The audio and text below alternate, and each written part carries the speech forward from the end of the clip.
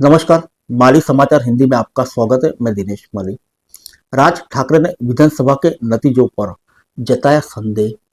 भाजपा पर लगाए गंभीर भ्रष्टाचार के आरोप। आइए जानते हैं विस्तार से।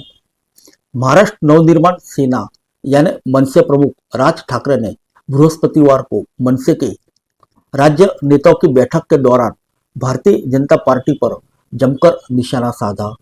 उन्होंने कहा कि भाजपा ने करोड़ों रुपए के घोटाले में शामिल नेताओं को सलाखों के पीछे डालने के बजाय उन्हें राज्य मंत्रिमंडल में शामिल कर लिया है।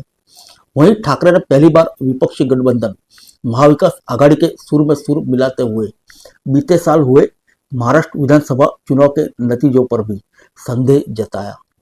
उन्होंने सवाल किया कि कैसे अजित पवार के नेतृत्व वाली राष्ट्रवादी कांग्रेस पार्टी ने लोकसभा चुनाव में केवल एक सीट जीतने से कुछ महीने बाद ही राज्य चुनाव में 42 सीटों पर जीत हासिल की। वर्षों से सूबे की राजनीति में सक्रिय शरद पवार की पार्टी एनसीपी एसपी को महज 10 सीटें मिली। राज ने कहा कि चुनाव नतीजों के बाद कुछ चीजों पर विश्वास नहीं हो रहा। ठाकरे ने कहा कि प्रधानमंत्री नरेंद्र मोदी ने कहा था कि 70,000 करोड़ रुपए के सिंचाई घोटालों में शामिल लोगों को सलाखों के पीछे डाला जाएगा, लेकिन उन्हें कहाँ रखा? मंत्रिमंडल में। वह मध्य प्रदेश में 2023 में दिए गए प्रधानमंत्री मोदी के भाषण का जिक्र कर रहे थे।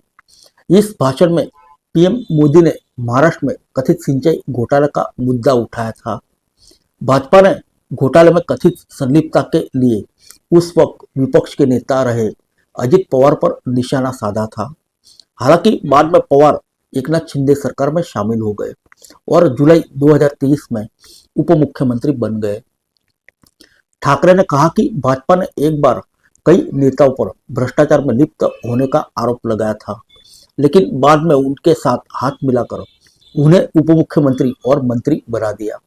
उन्होंने कहा कि भाजपा नेता किरीट सोमैया ने कई नेताओं पर आरोप लगाए थे, लेकिन अब वही लोग मंत्रिमंडल में हैं।